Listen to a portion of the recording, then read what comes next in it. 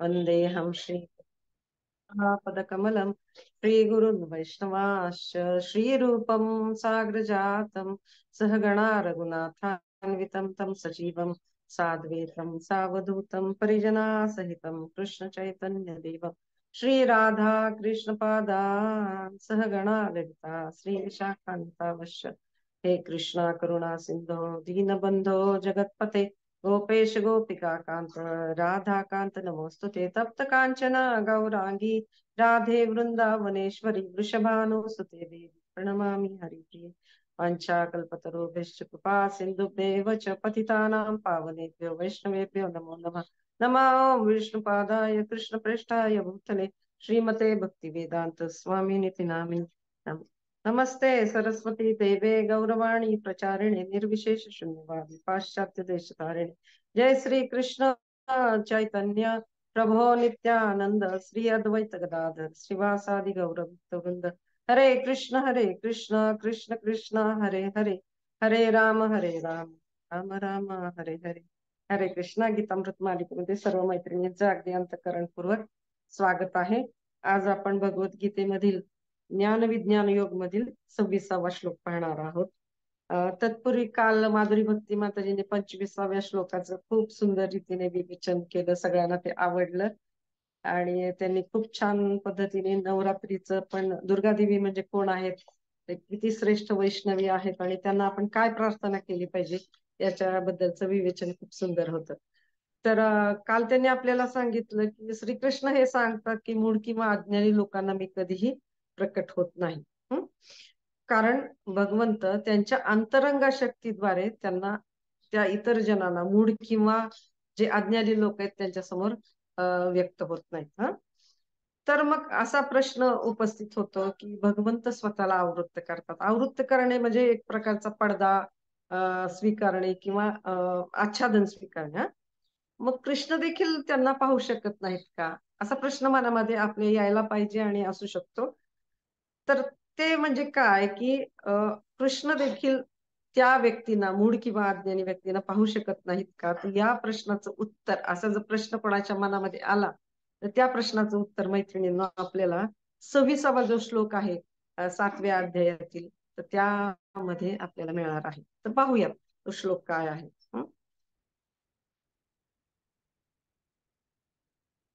तर भगवंत या ठिकाणी सांगत आहेत,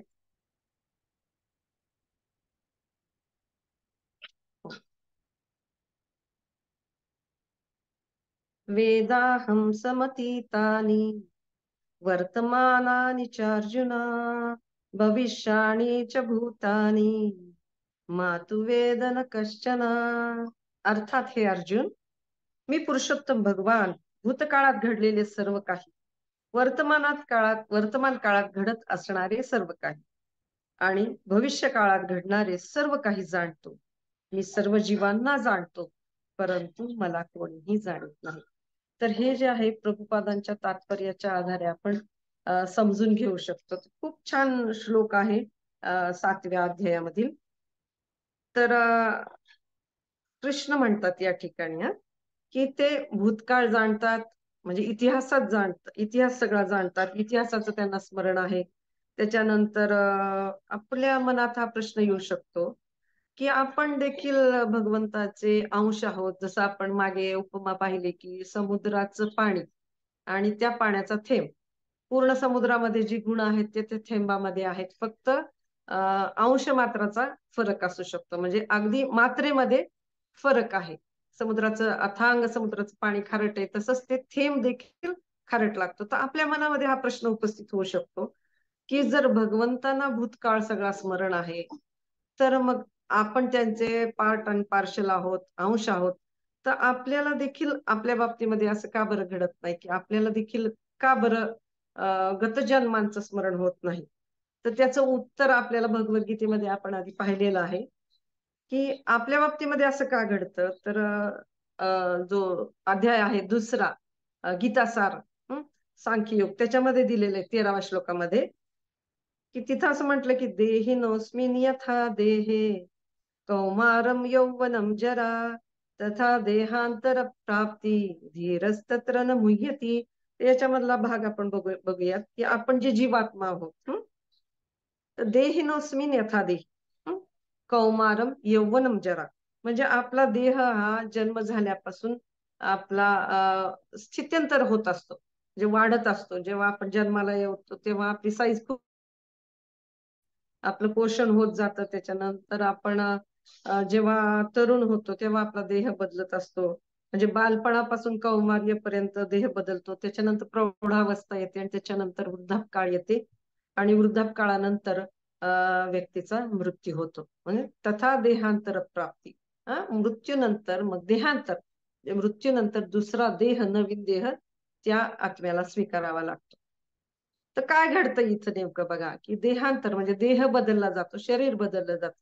मग या नवीन देहामध्ये गतजन्मांच्या शरीराबद्दल आपल्याला स्मरण होऊ शकत नाही.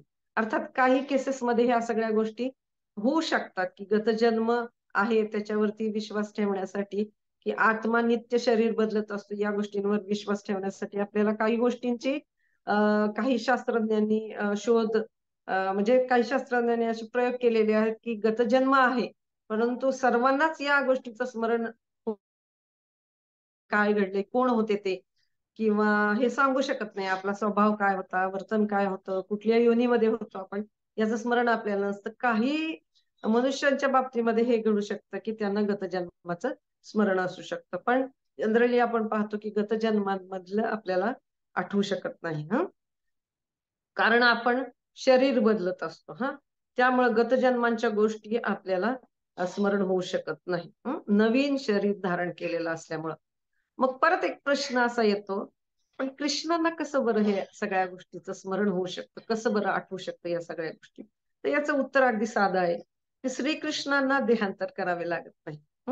श्रीकृष्ण सदैव नवयौवन रूपामध्ये असतात. सच्चित आनंद. श्रीकृष्णांना आपल्याप्रमाणे बालपण, प्रौढ अवस्था किंवा जरा, वयोवृद्धत्व, मृत्यू असं काही नसतं. श्रीकृष्ण हे शाश्वत सच्चित आनंद घन आहेत. त्यांचं जे शरीर आहे, देह जो आहे, अतिशय दिव्य आहे, शाश्वत आहे. सच्चित आनंद घन आहेत ते. तर हे समजावून घेऊ शकतो. त्याच्यामुळे श्रीकृष्णांच्या बाबतीमध्ये हे का घडत नाही अशी शंका आपल्या मनामध्ये येण्याचं कारण नाही. तर चौथ्या अध्यायामध्ये म्हणजे ज्ञान कर्म संन्यास योग मध्ये आपण पाहिले, की अर्जुन त्यांना म्हणतात, की जेव्हा श्रीकृष्ण सांगतात की हे मी जे तुला ज्ञान देतोय, तर ते ज्ञान यापूर्वी मी विवस्वान, सूर्यदेव विवस्वान यांना देखील दिलेलं आहे. सूर्यदेवांचं नाव आहे विवस्वान, म्हणजे त्यांची ते अधिष्ठाती देवता आहेत, त्यांचं नाव आहे विवस्वान. तर त्यांना मी हे ज्ञान दिलेलं आहे, श्रीकृष्ण सांगतात. तेव्हा अर्जुनाच्या मनामध्ये एक प्रश्न येतो, की हे कृष्ण, आपण सोबतच जन्माला आलो, पुढं मागं थोडंफार कमी जास्त असेल, मी तुम्हाला पाहतोय, पण प्रारंभी ते विचारतात की सूर्यदेव विवस्वान हा जन्माने तुमच्यापेक्षा ज्येष्ठ आहे. प्रारंभी तुम्ही या विज्ञानाचा उपदेश त्याला सांगितला, हे मी कसं जाणून घेऊ शकतो? अर्थात हा जो प्रश्न आहे त्या अर्जुनाने आसुरी लोकांसाठी विचारलेला आहे, की त्यांना या प्रश्नोत्तरातून ज्ञान मिळावं, त्यांच्या शंकेचं निरसन व्हावं यासाठी. आपण तर सोबत आहोत, मग कसं हे शक्य आहे की तुम्ही हे ज्ञान कोट्यावधी वर्षापूर्वीच्या विवस्वानला दिलं म्हणण्यासाठी?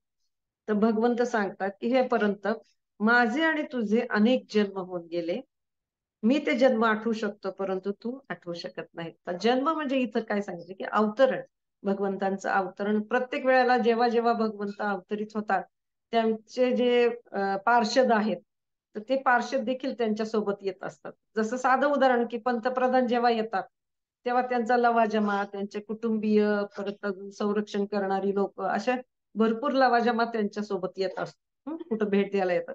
तसंच भगवंत जेव्हा जेव्हा इतर ग्रहांवरती किंवा अवनी तलावरती येतात लीला करण्यासाठी, तेव्हा त्यांच्यासोबत त्यांचे जे नित्य पार्षद आहेत ते येतात, आणि त्यांच्यामधील अतिशय प्रिय असे जे आहेत, त्यांचे जे भक्त आहेत, नित्य सहचर आहेत, ते म्हणजे अर्जुन सखा आहेत. तर भगवंत त्या ठिकाणी त्यांना सांगतायत की माझे आणि तुझे अनेक जन्म होऊन गेले, मी ते जन्म आठवू शकत नाही, तू ते जन्म आठवू शकत नाही, पण मला ते सगळं स्मरण आहे. उदाहरणार्थ आपण बघू शकतो की नरनारायण रूपामध्ये भगवंत अवतीर्ण झाले, तेव्हा नर ऋषी जे होते ते म्हणजे साक्षात अर्जुन आहे. त्याच्यानंतर जेव्हा चैतन्य महाप्रभू अवतीर्ण झाले या भूतलावरती, त्यावेळेस अर्जुन देखील अवतरित झालेले आहे रामानंद रायांच्या रूपाने. तर भगवंत हे सुप्रीम पर्सनॅलिटी आहेत, सर्वोच्च व्यक्तिमत्व आहेत. गत जन्मांची गोष्ट तर सोडूनच द्या, पण श्रीकृष्णांना वर्तमान काळामध्ये जे काही घडतंय ते देखील ज्ञात आहे. त्याच्यानंतर त्यांना भविष्य काळामध्ये काय घटना घडणार आहेत, प्रत्येक जीवाच्या बाबतीमध्ये काय घडणार आहे हे देखील माहिती आहे. ते त्रिकालज्ञ आहे. त्यांना भूतकाळ, वर्तमान काळ, भविष्य काळ सर्व काही ज्ञात आहे. तर प्रत्येक जीवाचे, प्रत्येक गोष्टीचे आणि या विश्वाचे, या जगताचेच नाही तर ब्रह्मांडाचे संपूर्ण निर्मितीचे सर्वोच्च ज्ञान त्यांना आहे आणि म्हणूनच ते सर्वोच्च व्यक्तिमत्व आहे. आता आपण हे बघू शकतो की भगवद्गीता जी आहे ना ती आपल्याला ज्ञान तर देतेच, पण त्या ज्ञानाचा व्यवहारामध्ये कसा उपयोग करायचा याचा विवेक देखील देते. मैत्रिणींनो, या ठिकाणी आपण बघू शकतो की कलियुगामध्ये दंभ आणि फसवणुकीचं हे सगळं जग आहे आणि या ठिकाणी असे व्यवहार केले जातात की स्वतःला बोंधू जे लोक आहेत ते स्वतःला भगवंत म्हणून लोकांच्या श्रद्धेचा गैरफायदा घेतात आणि स्वतःला भगवान म्हणून प्रस्थापित करण्याचा प्रयत्न करतात. पण या ठिकाणी आपण हे जाणू शकतो की त्यांना आपण हे विचारू शकतो की तुम्ही विस्तार करू शकता का तुमच्या रूपाचा? तुम्ही गतकाळातील, गत जन्मातील जाणून घेऊ शकता का? किंवा भविष्य काळामध्ये काय घडणार आहे हे तुम्ही जाणू शकता का? त्या लोकांना स्वतःच्या शरीराबद्दल स्वतःची माहिती नसते, डॉक्टरांकडे जावे लागते. अंधार पडला तर स्वतःचा हात देखील आपल्याला दिसू शकत नाही, तर भविष्य काळातील गोष्ट तर सोडूनच द्या. त्याच्यामुळे गीतेचं ज्ञान हे अशा पद्धतीने आपल्याला डोळस बनवतं, एक प्रकारची विवेक दृष्टी देतं की ज्यामुळे आपल्याला इतरही जण आपल्या श्रद्धेचा गैरफायदा घेऊ शकत नाहीत, आपल्याला फसवू शकत नाहीत आणि त्याच्यामुळे आपली श्रद्धा जी आहे ती योग्य ठिकाणी प्रस्थापित व्हायला मदत होते. तर आपण भगवंत बनू शकत नाही, ही गोष्ट इतकी स्पष्टतेने या श्लोकामधून आपण जाणून घेऊ शकतो की आपण भगवंत बनू शकत नाही, पण आपण भगवंतांचे बनू शकतो. म्हणजे हा एक इतका प्रचंड आशावाद या श्लोकामधून आपल्याला मिळून जातो. हा जो श्लोक आहे ना त्यामुळे याबद्दलची खूप अशी स्पष्ट कल्पना आपल्याला येते. तर इथं कृष्ण म्हणतात की भूतानी मी सर्व जीवांना जाणतो, या श्लोकामध्ये सांगितलंय. तर एक महत्वाचा मुद्दा आपल्याला या ठिकाणी अजून एक समजून घेण्यासारखा आहे की भगवंत प्रत्येकाच्या हृदयामध्ये परमात्मा रूपाने उपस्थित आहे. आता मागे मैत्रिणीने सांगितलेलं आहे की साक्षी भावाने ते परमात्मा रूपाने प्रत्येक जीवाच्या हृदयामध्ये उपस्थित आहे. आणि अनेक वेळा भगवद्गीतेमध्ये हे देखील सांगण्यात आलेलं आहे. अनेक जणींनी खूप छान स्पष्टीकरण याच्यावरती दिलेली आहेत. तर अध्याय क्रमांक 15 जो पुढे येणार आहे त्याच्यामध्ये श्लोक क्रमांक 15 मध्ये हे सांगितले की सर्वस्य चाहं हृदि सन्निविष्ट. त्याच्यानंतर 18वा अध्याय आहे, त्याच्यामधील 61वा श्लोकामध्ये या गोष्टीचा उल्लेख आहे. ईश्वर सर्वभूतानां हृददेशे अर्जुन तिष्ठ. अर्जुनाला ते सांगतात की परमात्मा म्हणून प्रत्येकाच्या हृदयांतरी मी वास करतो, म्हणून परमात्मा म्हणून सर्व जीवांना ते जाणतात. आणि आपण ज्या देहात आहोत त्याची देखील आपल्याला पूर्ण माहिती नाहीये मैत्रिणींनो. मग भगवंत प्रत्येकाला जाणतात, ते कशा पद्धतीने, तर परमात्मा म्हणून ते प्रत्येकाच्या हृदयामध्ये निवास करतात. इथंच आपल्याला एकदम स्पष्टपणे कळून येईल की प्रत्येक जीवाचे विचार, त्यांच्या भावना सर्व काही त्यांना ज्ञात आहे. हा जीव भविष्यामध्ये काय करणार आहे, याचं गतजन्मांमध्ये याचं काय स्वरूप होतं, कुठल्या योनीमध्ये होता, त्याची काय अवस्था होती, या सगळ्या गोष्टींची कल्पना, या सगळ्या गोष्टींचं ज्ञान भगवंताला आहे. आता ही गोष्ट आपण समजून घेऊया की मा तू वेद न कश्चन, म्हणजे कोणीही मला जाणू शकत नाही. तर प्रभुपाद आहे ना तात्पर्यामध्ये इतकी सुंदर अनालॉजी देतात. काल देखील माधुरी भक्ती माताजींनी खूप छान सांगितलं की सूर्य आणि मायेचं त्यांनी ढगांचं उदाहरण सांगितलं, त्याच्यानंतर ग्रहणाबद्दल ते बोलल्या. तर प्रभुपादांनी या ठिकाणी खूप छान अनालॉजी दिली तात्पर्यामध्ये. ते म्हणतात की सूर्य व ढगाची उपमा या ठिकाणी भगवंत आणि माया जी आच्छादित करते, आवरण करते, आवरण करणारी ती शक्ती आहे जीवांना, त्याच्याबद्दलचा उपमा खूप सुंदर रीतीने समजून सांगण्यासाठी देतात. तर तात्पर्यामध्ये प्रभुपाद म्हणतात की भगवान श्रीकृष्ण हे सूर्याप्रमाणे आहेत, माया ही मेघाप्रमाणे आहे. भ्रमकारी शक्ती आहे ती भगवंतांची. भौतिक जगतात आपण सूर्य व मेघ तसेच नक्षत्रांना पाहतो. आपल्याला दिसतात ते. सूर्य दिसतात, तारे दिसतात, नक्षत्र दिसतात. तर आकाशात या सर्वांना ढग तात्पुरते आच्छादित करतात, पण हे आवरण असल्याचे आपल्याला सर्वांना मर्यादित दृष्टीमुळे वाटते, की हे जे सूर्य आहे त्याला आच्छादित केलं. ढगाळ हवा आहे आपण म्हणतो ना, सूर्य लपून बसलेले आहेत किंवा त्यांना आवृत्त केलेलं आहे. त्याच्यानंतर कधी-कधी तारे दिसतात स्पष्टपणे, कधी-कधी चंद्रमा दिसतो स्पष्टपणे, कधी-कधी ते ढगांमुळं दिसू शकत नाही. तर आपल्या मर्यादित दृष्टीमुळे आपल्याला वाटतं, की ते आच्छादित झालेले आहे. हे आवरण असल्याचे आपल्याला वाटते. मग प्रश्न आहे, की सूर्य, चंद्र, तारे, नक्षत्र हे खरंच झाकलेले आहेत का? तर निश्चितच नाही. ढग काय करतात, की आपली दृष्टी आच्छादित करतात. मागे पण एका लेक्चरमध्ये आपली चर्चा झाली होती, की जेव्हा सूर्य समोर असतो, पण आपल्या डोळ्यावरती एखादं नाणं जर धरलं, डॉलर आपण पकडला, तर आपल्या नजरेला सूर्याचं दर्शन होऊ शकत नाही. कारण आपल्या डोळ्यांवरती तो पडदा आहे. आपले नेत्र आच्छादित झालेले आहेत. हं? त्याचप्रमाणे भगवंत हे सूर्यासम आहेत. मायाशक्ती त्यांना आच्छादित करू शकत नाही. जसं सूर्याला सुद्धा ढग आवृत्त करू शकत नाही. चंद्रमाला ढग आवृत्त करू शकत नाही खऱ्या अर्थाने. आपल्याला तो भास होतो की ते आवृत्त झाले. त्याचप्रमाणे माया जी आहे ती भगवंताची शक्ती आहे. ती त्यांना आच्छादित करू शकत नाही. भगवंत कधीच मायेने आवृत्त होऊ शकत नाहीत. माया आपल्याला भ्रमामध्ये टाकते. भगवंत हे अनंत आहेत. त्याच्यानंतर ते शक्तिमान आहेत. आणि माया ही त्यांची अनेक अनंत शक्तींमधली एक शक्ती आहे, जी जीवाला भ्रमामध्ये टाकत असते. तर ती भगवंतांना म्हणजे शक्तिमानाला कशा पद्धतीने आवृत्त करू शकते? हे शक्य नाही. तर हेच ते कारण आहे. ज्यामुळे जीवाला श्रीकृष्णांबद्दलचं ज्ञान होऊ शकत नाही. कारण माया ही त्या जीवाला भ्रमामध्ये टाकते, आवृत्त करते. त्याचं कारण म्हणजे तो जीव आहे ना, तशी इच्छा करतो. त्याचं कारण म्हणजे ते मोहामुळं किंवा भगवंताशी आपण जो द्वेष केलेला आहे, त्या द्वेषामुळे किंवा स्वतःच ईश्वर बनण्याच्या प्रक्रियेमुळे भगवंत आपल्यासमोर त्या इच्छेमुळं भगवंत आपल्यासमोर प्रकट होत नाही. आणि अल्पज्ञानी मनुष्याला ते प्रकट होऊ शकत नाही. तर या अध्यायाच्या या जो 7वा अध्याय आहे ज्ञानविज्ञान योग, याच्या 3ऱ्या श्लोकामध्ये मैत्रिणींनी आपल्याला सांगितलं होतं, की लक्षावधी मनुष्यांपैकी थोडेच लोक या मनुष्य देहामध्ये पूर्णत्व प्राप्त करण्याचा प्रयत्न करतात. अशा हजारो सिद्ध पुरुषांपैकी एखादाच भगवान श्रीकृष्णांना तत्वतः जाणतो. याच्यामध्ये महत्वाचा मुद्दा हा आहे, की आपण भगवान श्रीकृष्णांना जाणू शकतो का? तर कसे जाणू शकतो? जरी कोणाला इथं तात्पर्यामध्ये प्रभुपादांनी खूप छान दिलेलं आहे बघा, तुम्ही वाचू शकता. जरी कोणाला निर्विशेष ब्रह्माचा साक्षात्कार किंवा अंतर्यामी परमात्म्याचा साक्षात्कार झाला. साक्षात्कार 3 प्रकारचे आपण हे आधीच पाहिलेलं आहे, की परमात्मा साक्षात्कार, त्याच्यानंतर त्याच्या आधीचा निर्विशेष साक्षात्कार, ब्रह्मन साक्षात्कार.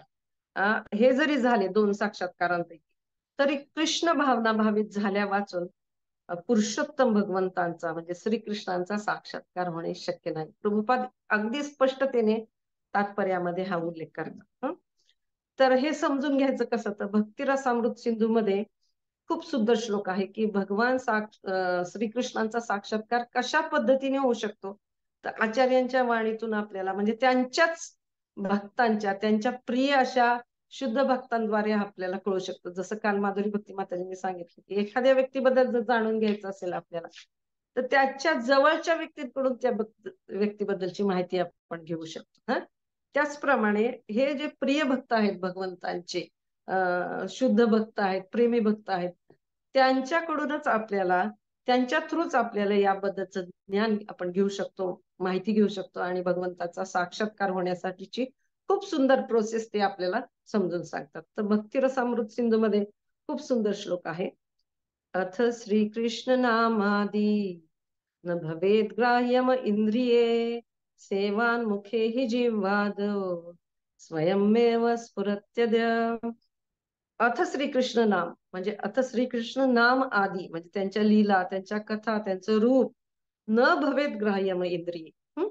म्हणजे या भौतिक इंद्रियांनी आपल्या ते पकडीत येऊ शकत नाही. आपण या भौतिक इंद्रियांनी जाणू शकत नाही. जसं मगाशी आपण पाहिलं, की आपल्या याच डोळ्यांनी आपल्याला अंधार जर असेल, तर आपला हात सुद्धा दिसू शकत नाही. हं? तर आपण ते जे पराप्रकृती आहे भगवंताची, दिव्य अशी गोष्ट आहे, हे कसं काय आपण जाणू शकतो? हं? आणि श्रीकृष्ण सर्व काही त्यांचं जे आहे ते दिव्य आहे, ते षडैश्वर्यपूर्ण आहेत. हं? आपली इंद्रिय भौतिक आहेत. मग हे कसं काय आपण त्यांना जाणू शकतो? तर सेवनमुखी ही जिव्हाच. हं? तर इथं सांगितलंय की सुरुवात जिभेपासून होऊ शकते. हं? तर हरिनाम घेऊन जिभेने जर त्यांची सेवा केली, की हरिनाम घेतला आपण. हरिनाम हे जे आहे, हा युगधर्म आहे आणि भगवंत म्हणजेच हरिनाम आहेत. हरिनामामध्ये ते प्रकट आहेत. कारण कलियुगातल्या जीवनावरती कृपा करण्यासाठी स्वयं भगवंत या नामामध्ये अवतीर्ण झालेले आहेत. हं? हरे कृष्ण कृष्ण कृष्ण हरे हरे, हरे राम राम राम हरे हरे. या महामंत्राचा जर आपण आपल्या जिभेने 16 माळा जप केला किंवा ज्यांना जेवढं शक्य त्यांनी जर तेवढे माळा जप केले, तर निश्चितच मैत्रिणींनो आपली ही जी प्रक्रिया आहे साक्षात्कारासाठीची ती सुलभ होण्याला मदत होणार आहे. हरिनामाचा औषधी आपल्या या भवरोगावरती आपले जे तज्ञ असे आयुर्वेदातले डॉक्टर लोक आहेत, ते प्रभुपाद आहेत, जे आपले डॉक्टर आहेत आणि ते आपले गुरु आहेत. तर त्यांनी आपल्याला हे जे औषधी दिलेली आहे, तिचा आपण योग्य मात्रेमध्ये जर स्वीकार केला, तर आपला हा जो भवरोग आहे, म्हणजे आपल्याला ती दृष्टी मिळालेली नाही, तर ती दूर होण्यासाठी मदत होईल आणि अलख प्रकाश जो सूर्यासम प्रकाश आहे आणि हे जे ज्ञान आहे ते आपल्याला मिळू शकतं. हृदयामध्ये हे ज्ञान आपल्याला प्रगट होऊ शकतं गुरूंच्या कृपेने. इथं दिलंय की स्वयं एव स्फुरत्य द्या, म्हणजे श्रीकृष्ण स्वतः तो साक्षात्कार आपल्याला देतील आणि स्वतःच्या शक्तीने आपल्याला आपल्यासारख्या जीवात्म्याला आपण त्यांना पाहू शकत नाही, जाणू शकत नाही. याच्यासाठी एकच मार्ग दिलेला आहे की कृष्ण भावना भावित जेव्हा एखादी व्यक्ती होईल, त्यावेळेला या प्रक्रियेतून जेव्हा ती व्यक्ती जाईल, तर त्यावेळेला त्या व्यक्तीला कृष्ण भावना भावित झाल्यानंतरच भगवान श्रीकृष्णांचा साक्षात्कार होऊ शकतो आणि ते त्यांचं आवरण दूर करून आपल्यासमोर प्रगट होऊ शकतात. ते हरिनामामुळं त्याच्यानंतर प्रभुपादाने छान प्रोसेस आपल्याला दिलेली आहे. नवविधा भक्तीबद्दल सांगितलं आणि वेगवेगळ्या प्रकारच्या सेवा केल्याने त्यांच्याबद्दलच्या जाणून घेण्याच्या आपल्या उत्कंठतेमुळे आणि योग्य स्त्रोताकडून हे ज्ञान घेतल्याने या सगळ्या गोष्टी शक्य होणार आहेत. आपलं जीवन जे आहे ते परिपूर्ण होऊ शकतं मैत्रिणींना. तर एका लेक्चर मध्ये मी ऐकलं होतं की ते जे प्रभूजी आहेत तर ते भगवद्गीता कोर्स त्यांचा चालू होता आणि त्याच्यामध्ये भगवंतांबद्दलची भगवंत अस्तित्वात आहेत का याच्याबद्दलची चर्चा चालू होती. तर त्या ठिकाणी अशी चर्चा झाली की भगवंत सर्वत्र आहेत, सर्वत्र व्याप्त आहेत. तर एका मुलाने प्रश्न विचारला, जर सर्वत्र आहेत भगवंत तर आपल्याला का दिसत नाहीत? दिसत नाहीत त्याचा अर्थ ते नाहीयेत. तर ते प्रभूजींनी इतकं सुंदर त्या मुलाला पटवून सांगितलं. छान बघा, हे जे परंपरेतून आलेले भक्त असतात त्यांना किती तळमळ असते की प्रत्येक जीवाला भगवंताबद्दलचं ज्ञान द्यावं आणि त्या जीवाने भगवंताकडे आकर्षित व्हावं. तर त्यांनी असं विचारलं की दूध समोर आणलं, ग्लासमध्ये ते दूध होतं, तर तूप कशापासून बनतं? तर त्या मुलांनी सांगितलं, साधी गोष्ट आहे की दुधापासून तूप बनतं. मग त्याच्या वेळेस त्यांनी विचारलं की या दुधामध्ये तुला तूप दिसतंय का? तर त्यांनी सांगितलं की नाही, कसं दिसेल? मग त्यांनी सांगितलं की कशा पद्धतीने आपल्याला तूप बनवावं लागतं. मग त्यांनी सांगितलं की त्याला दुधाला विरजण करावं लागतं, त्याच्यानंतर त्याच्यात घुसळावं लागतं, त्याच्यानंतर त्याच्यामध्ये जे लोणी येतं त्याला कडवावं लागतं, तापवावं लागतं आणि त्याच्यानंतर त्याचं तूप बनू शकतं. म्हणजे साधं या भौतिक जगातील एक गोष्ट प्राप्त करण्यासाठी एवढ्या प्रोसेस मधून त्या दुधाला जावं लागतं, तेव्हा त्याचं तुपामध्ये रूपांतर होऊ शकतं. तर आपण तर बद्ध आत्मा आहोत, जीवात्मा आहोत. जेव्हा आपलं हे आवरण दूर होईल या भौतिकतेचं, त्यावेळेला मग आपल्याला तो साक्षात्कार मिळू शकतो. त्याचप्रमाणे कृष्ण भावनाभावित झाल्या वाचून त्या प्रक्रियेमध्ये गेल्याशिवाय आपल्याला हा जो साक्षात्कार आहे हा प्राप्त होणार नाही. तर एक छोटीशी गोष्ट सांगून आपण थांबूयात. परमात्म्याचा इथं खूप सुंदर उल्लेख आलेला होता की परमात्मा रूपाने भगवंत आपल्या प्रत्येकाच्या हृदयामध्ये आहेत, प्रत्येक जीवाच्या हृदयामध्ये आहेत. त्याच्यामुळं त्यांना सगळं काही ज्ञात आहे, आपल्याबद्दलचं देखील ज्ञात आहे आणि त्याच्यानंतर इतर जे निर्मिती आहे त्याच्याबद्दलचं देखील ज्ञान आहे. तर राधानाथ स्वामी असं सांगतात नेहमी की प्रत्येकाला आपापला परमात्मा आहे. जसं आपल्याला प्रत्येकाला आपापल्या जे डिटीज असतात, ज्याची सेवा आपण करतो, त्याचप्रमाणे प्रत्येक बरोबर त्यांचा त्यांचा स्वतःचे एक परमात्मा आहे. तर ते खूप छान वाटतं ऐकायला महाराजांच्या मुखामधून. तर एक व्यक्ती असते आणि त्या व्यक्तीला 4 पत्न्या असतात. तर एका पत्नीकडं तो खूप सतत लक्ष पुरवायचा, सतत लक्ष द्यायचा, तिला सजवण्यासाठी मदत करायचा प्रयत्नशील असायचा. दुसरी एक पत्नी होती, तिला मिरवण्यासाठी घेऊन जायचा. त्याच्यानंतर तिला खूप तो जपायचा. तर तिसऱ्या पत्नीबरोबर तो त्याच्या मनात जे हितगुज असतं, गुह्य गोष्टी, तर ते तिच्याबरोबर तो शेअर करायचा. पण चौथी जी पत्नी होती तिच्याकडे कायम त्यांनी आयुष्यभर पूर्णपणे दुर्लक्ष केलेलं होतं. असं होता होता त्याचा जीवनकाळ व्यतीत होतो. तो वृद्ध होतो आणि त्याला कळतं की आता आपलं मृत्यूची घटिका जवळ आलेली आहे. मग तो त्याच्या पत्न्यांना बोलवून घेतो आणि त्याला खूप आसक्ती असते या 3 पत्नींबद्दल. त्याच्यामुळे तो त्यांना अर्थातच विचारतो की माझा आता काळ जवळ आलेला आहे. तर पहिलीला विचारतो की तू माझ्यासोबत येणार का? तर पहिली लगेचच उत्तर देते. तर ती म्हणते, "मी फक्त चित्तेपर्यंत तुमच्या सोबत येऊ शकते." त्याच्यानंतर दुसरीला विचारतो, त्याला वाईट वाटतं थोडंसं. तर दुसरी तर त्याच्यापेक्षा पुढचं उत्तर देते, की हे शक्यच नाही. कारण तुम्ही गेल्यानंतर मी अनाथ होईल. मला कोणीतरी दुसरा मालक शोधावा लागणार आहे. हे ऐकून त्याला खूप दुःख होतं. तिसऱ्या पत्नीला विचारतो, तर ती सांगते, की "मी तुमच्याबरोबर येऊ शकते, पण फक्त स्मशानभूमीपर्यंतच येऊ शकते. त्याच्यापुढे मला ते शक्य नाही होणार." पण चौथी स्वतःहून म्हणते, की "मी तुमची साथ कधीही सोडणार नाही. मी सदैव तुमच्या सोबतच असेन." तर मैत्रिणींनो, या छोट्याशा गोष्टीतून आपण हे जाणू शकतो, की जी चौथी पत्नी आहे, ती म्हणजे परमात्मा आणि तो जो व्यक्ती आहे, तो जीवात्मा आहे. आणि तो जो जीवात्मा असतो ना, तो किती त्या शरीरावरती प्रेम करतो. स्वतःची पहिली पत्नी जी आहे, ते म्हणजे त्या व्यक्तीचा देह आहे. त्या देहावरती त्याचं अतोनात प्रेम असतं. त्याला सजवण्यासाठी तो खूप प्रयत्नशील असतो. दुसरी व्यक्ती जी आहे, दुसरी जी पत्नी आहे, तर ती म्हणजे त्याची प्रॉपर्टी आहे, मालमत्ता आहे, जी त्याला फक्त ती सांगते ना, की एकदा व्यक्तीचा मृत्यू झाल्यानंतर ती प्रॉपर्टी इथेच राहणार आहे. ती दुसऱ्या कोणाच्या तरी व्यक्तीच्या नावावरती दिली जाणार आहे. तिचा मालक दुसरा कोणतरी असणार. तिसरी जी पत्नी आहे ती म्हणजे मित्रमंडळी, सगळे सोयरे, आप्तस्वकीय हे सगळे आहेत. तर ते कुठपर्यंत येऊ शकतात? जिच्याशी ती व्यक्ती गुह्य गोष्टी म्हणजे मनातल्या गोष्टी शेअर करायची. ते कुठपर्यंत येणार? जास्तीत जास्त स्मशानभूमीपर्यंत. परंतु चौथी पत्नी जी परमात्मा आहेत, तर ते सदैव त्या जीवाच्या सोबत असतात. त्याच्यामुळे मैत्रिणींनो, हा जो रिलेशन आहे भगवंतांचं ना आपलं, तर त्याचं कधीही आपल्याला विस्मरण होऊ नये. सदैव त्यांचं आपल्याला स्मरण राहावं. आणि भगवंत एवढे दयाळू आहेत, कृपाळू आहेत. सर्वोच्च गोष्टींचे सर्वोच्च असे स्वामी आहेत ते आणि आपण त्याचे दास आहोत.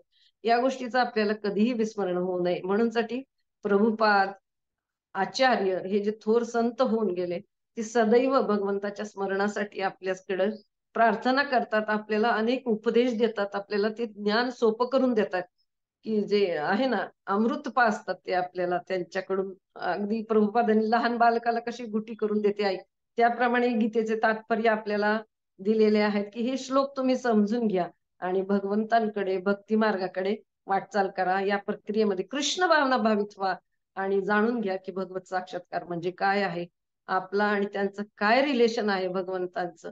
तर ते जाणून घेण्यासाठी हे श्लोक जो आहे, तो खूप आपल्याला मदत करतोय. तर कोणाला काही प्रश्न असतील तर जरूर मैत्रिणींना विचारा. मी प्रभुपादांच्या तात्पर्याच्या आधारे आणि काही जे लेक्चर्स ऐकले त्या आधारे या श्लोकाबद्दल थोडंफार काही सांगण्याचा प्रयत्न केलेला आहे. तर पुढच्या श्लोकामध्ये आपण हे जाणून घेणार आहोत, की कशा पद्धतीने जीव आवृत्त होतो, की जो भगवंतांना जाणू शकत नाही. तर उद्याचं लेक्चर देखील छान असणार आहे. मला वाटतं तुलसी माताजींचं लेक्चर असेल, ज्यांच्याकडून एक संतवाणीचा एक वेगळा फ्लेवर आपल्याला सुगंध असा त्या अनुभवाला देतात आणि आयुर्वेद तज्ञ असल्यामुळं छान प्रकारचं औषध आपल्याला या गीतामृत मधून त्या देत असतात. तर नक्की उद्या 2 वाजता देखील सगळ्या जणी उपस्थित राहा. हरे कृष्णा. धन्यवाद सगळ्यांना. हरे कृष्णा. जर कोणाला काही प्रश्न असतील तर जरूर विचारा. हरे कृष्णा. एक मिनिट, मला फक्त हे चेंज करावं लागेल.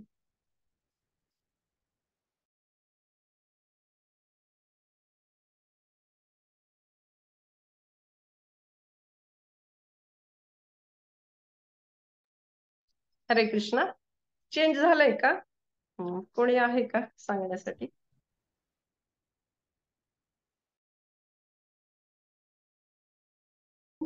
हरे कृष्ण. हरी बोल. छान झालं. Thank you thank you. थँक्यू माताजी. हरी बोल हरी बोल.